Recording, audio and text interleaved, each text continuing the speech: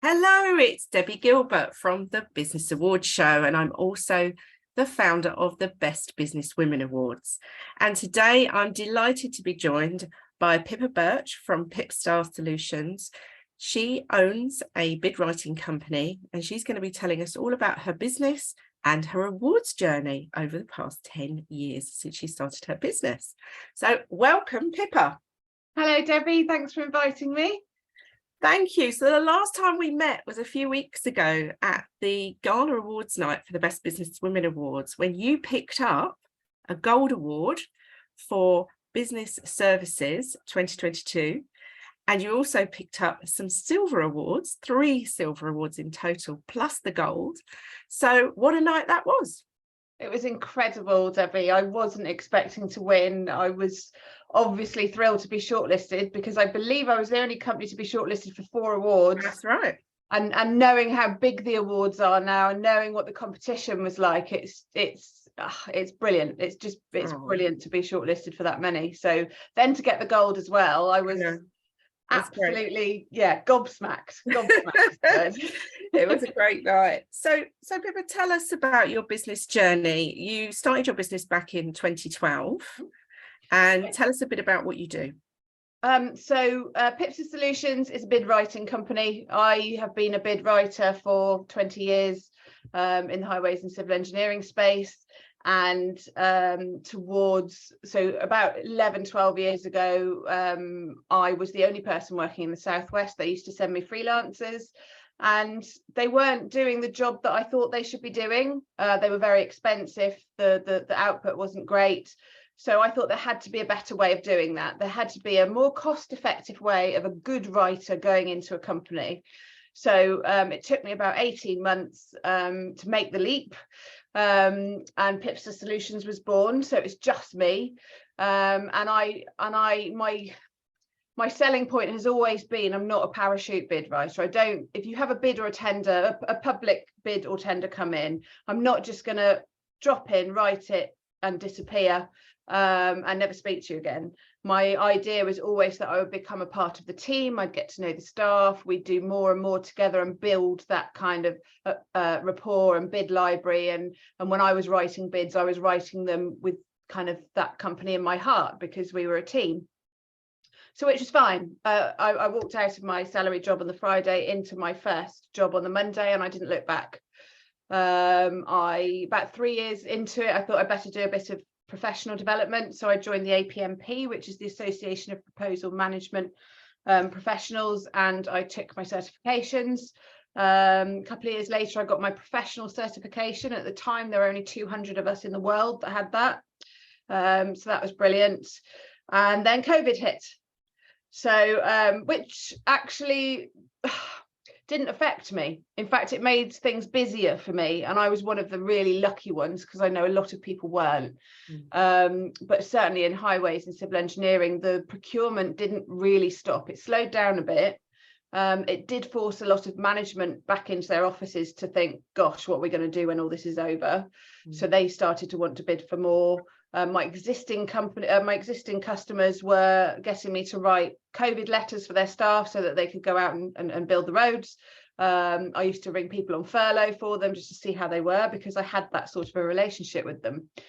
But of course, we had nothing else going on at the time. So we didn't do anything of a weekend or of an evening. We couldn't go anywhere. So I ended up saying yes to more work until kind of towards the end of that summer. I was working 7 days a week, and it was starting to take its toll. And I thought, this can't go on. So I had a long chat with my partner, because he's a bit of a business whiz as well. And we did some calculations together and worked out actually I could take on a member of staff. And it took me a long time to make that decision. And even the week before I put the advert out, I was telling my professional colleagues, now I don't want staff. I didn't get into this to be a manager of staff. I love bid writing. I love helping businesses win work. I don't want to dilute that by having to manage people. But I was still having the phone calls, and I was still getting more work in. So I said, okay, I'll go for one bid writer. And then I sneezed, and now there's 7 of us. So, but yeah, I took on Hannah. She was just the right fit for the job. I'm really sorry. And also at the same time, I took on our Katie because she had chosen bidding as a career. And I thought, great, we can give her a great start at the beginning of her bidding career.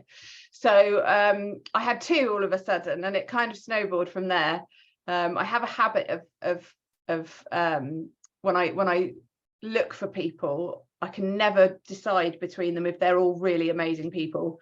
So we did an HR internship the summer before last with some HR students, graduates, just to sort our employee handbook and things out. And there were 3 incredible women that came forward for that. So we had all 3 and then we had a great summer with them. So yes. It's grown from there, and there are 7 of us now. We've got our 80-90 clients, and they're still coming, and we get calls every day, as you can hear. Sorry. Does most of your work come in via word of mouth then now? The majority does, yeah. The majority is word of mouth. I'm personally well known in the highways industry because I got involved in the Institute of Asphalt Technology. A good proportion of the asphalt surfacing industry know me. And who knew there was an asphalt industry? I know crazy, isn't it? That is mad. But yeah, they know me, so they know who to call, and word of mouth. I have got a lot of LinkedIn contacts. We're quite savvy with LinkedIn these days, particularly since the GIA came on board and we had a focused social media strategy. And so we have a lot of other sectors contact us, so we do sector hop a bit, but we know highways. You know, we understand the subject, we understand the people, and that's where we get most of our success. So when you say you write bids, what do you mean by that for people who are listening to this that are a bit like, what does she? Okay, in very simple terms, we write public sector bids. So anything that comes out from a local authority, the government, national highways, Transport for London, those sorts of people. If they we do frameworks and spot schemes, so there are frameworks out there for maintaining the roads, so they can last 4 years. So every 4 years they will come out with a tender to be part of that framework. And in those instances there are a set of questions. You have to price them, but there's a set of questions. So there are things like, you know, who's your management team going to be, why them, how are you going to save carbon, how are you going to deal with the public, how are you going to there's 10% of it now is social value, so how are you going to deliver social value for the council, things like that. And what we do is we help our clients to write those compelling stories. So we look at the evaluation criteria, how to score well, and then we make sure that the response in words is able to reach those high evaluation criteria, answers the question. That's a biggie. A lot of people don't actually know how to answer a question. We do that through the structure of our answers against the evaluation criteria. We make them look pretty because obviously they need to look nice, they need to look well to the eye. If you send them a big mess, then it's going to be hard for them to market. So that's what we do mainly. If it's spot schemes and things like a motorway, we would write specifically for that scheme. So I think we've got a couple of major highway schemes in the Midlands at the moment. So not only do we write about how we're going to save carbon and do the social value on those schemes, but we'll research the local community and who we would have to be dealing with, how we would communicate with them, things like that, and the technical side. So how we're going to build it, what traffic management we're going to put on, all those sorts of things. And that's what we do on the writing side, and that's the main part of it. But we manage portals, so a lot of these things are on portals now, which are an absolute bane of everyone's lives. Well, we do so many of them, we find it quite easy, so we can take that pain away. I do because I've been doing it a long time, I do quite a bit of reviewing now. So people will send me their bid submissions kind of a week before they're due in, and I'll spend a day reading them and seeing if they answer the question. I love doing that because when you're outside of the writing and outside of the bid, you can really see whether it hits the criteria. I do a bit of that. We do some consulting, so we'll go in and we'll look at current bid practices, bid libraries, you know, what they've scored up until now and how they can make it better. Brilliant. We do a bit of graphic work. So Gia's been doing a little copywriting for one of our clients, so she's been doing their social media strategy for them. But as I say, it's mainly bids mainly and bid writing. So what was the thought process when you entered the first award, and what was the first one you ever entered? Tell us a bit about that. The first one I ever entered was before I had staff, actually, and it was a local Wiltshire Business Awards, and I've been doing it for 6 years, and I thought, oh, I'm quite pleased with how it's gone. It's, you know, I have to fight for holidays because I was that busy, and it was just working well. People come back and it was great, and I thought, well, I'll have a go. So I applied for the Business Wiltshire Awards, not really thinking I'd get anywhere, and I got shortlisted. And I went to a lovely awards event. That's where I met Denise O'Leary. And I also entered the FSB Southwest Awards at the same time, because if you're going to enter one, you may as well enter two. And I got shortlisted for that as well. And I felt really validated, because I was sat on tables with people that had proper businesses, because when I was a freelancer, I didn't feel like I had a proper business. So to be recognised in that way was lovely. So you went from obviously these local awards, and then you were, we had a little chat before the call today, and then you looked at industry specific awards as well as Best Businesswomen Awards. So what was the thought process behind that? So this year, Pipster turned 10. Ooh. I've done a lot of work with our professional institution, the bidding professionals. So it's Association of Proposal Management Professionals.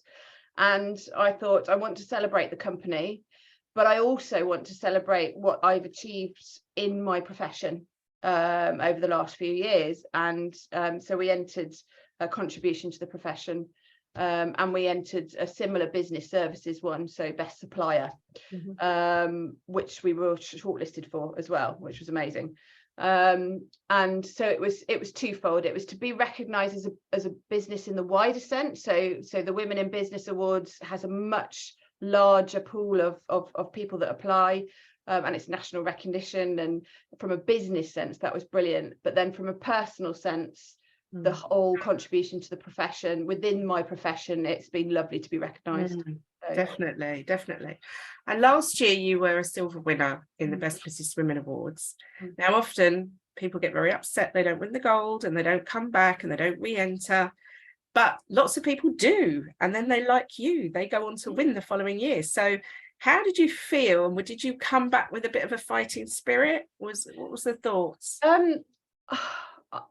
We entered that one because we had a new team, and I thought, and forgive me about this, but the original thing, I thought, let's get the girls to see what we've done, see what we stand for, and actually write it down, because I find with awards, it really makes you focus on your achievements and what you've done. So originally it was, I knew about the Best Women in Business Awards. I'd seen previous winners. I thought, that's amazing. I'm never going to win that. No. And I thought, do you know what, let's get my new team together, let's get them thinking about what we stand for, thinking about what we're achieving, and put it into an awards package. So I was never expecting to win that first year. There were only 4 of us, and we all came to the awards, and we all had an amazing night, and we just felt really pleased with ourselves that we could do that on a national stage, and celebrate what we'd done. And then I thought that was it. And then it came up again, and I thought, oh, there's more of us now. And we've done so much over the last year. And should I just give it another go? So that's what happened. And then obviously I got shortlisted for 4 and won best business services, which was incredible, because you won the business services, then you were shortlisted for customer service, best boss, best business, and most inspiring. Yeah, and those won you the silvers. Because I think, you know, you've now got that validation as well of being good customer service, best boss. Yeah. I mean, those things as well are really, really good to be known for that. So absolutely, it's nice to have that validation. And the best boss one is amazing, because I didn't touch that one. You know, I don't write my own best boss application. Nominated. Yeah. And we don't let anybody touch it. It has to come from the team, which is nice. And I know that your team will really sing in your praises in their nominations, which is lovely. They're so lovely. So what's the sort of plans going forward with awards? Will you just continue to look at things each year and see what's appropriate for your business? I think so. I think this year was definitely about celebrating the 10 years and everything we've done up to this point. So from a business strategy point of view, now we're looking forward and what we're going to try and achieve over the next 5 to 10 years. Whether we enter any awards in the next year, I'm not sure. I think maybe we need to put some things into practice and start to build what we've got again. And then, yeah, I'm always looking though, because there's so many awards out there. I know. There are so many awards out there. And some people poo-poo awards. You've probably heard it yourselves. People say, oh, there's so many of them, why bother? You've just got to pay the money. It's not like that at all. You really have to think about your strategy. You really have to put time and effort into those award submissions. And yes, we write bids, but it's very hard. We can write about other people until we're blue in the face. But when we start writing about ourselves, we actually find it really difficult. Because we're not used to singing our own praises. I never mention my clients in any of my social media marketing. It's not about, if they win something, I don't kind of put out there, oh, such and such has won this and we wrote it. It's for them to shout about. So we're quite, although we speak a lot on social media about what we're up to, the soft side of things, we're not very good at, it's not very good. I choose not to put my clients' names in. So to go for the awards and to really talk about ourselves and our achievements and how good we are, because I know we're brilliant because we win so much for our clients. But when you start talking about it like that, it feels like a bit of an ego trip. So you have to kind of switch off that humbleness and you have to say, no, we've done this. People need to know. We don't put the client names out, but we're good at what we do and we deserve this award. Exactly. And it is about stepping back, assessing your achievements and making sure you don't leave anything out, because sometimes it's one or two things that you leave out, which can cost you the gold award occasionally. So we like to sort of end our chat with some business tips because, you've been in business for 10 years, which is a hell of a long time. What would be, if somebody said to you, give me a business tip, what would be one of your top tips that you could share? My first top tip is get a good accountant. Yeah, good one. I hate the financial management of the business. I'm a words lady, not a numbers lady, but even that, right at the beginning, I went, I don't do numbers on a daily basis. I don't understand, well, I do now, but at the time I don't understand the tax system. I don't know how to do my returns, my personal returns, my company returns and things like that.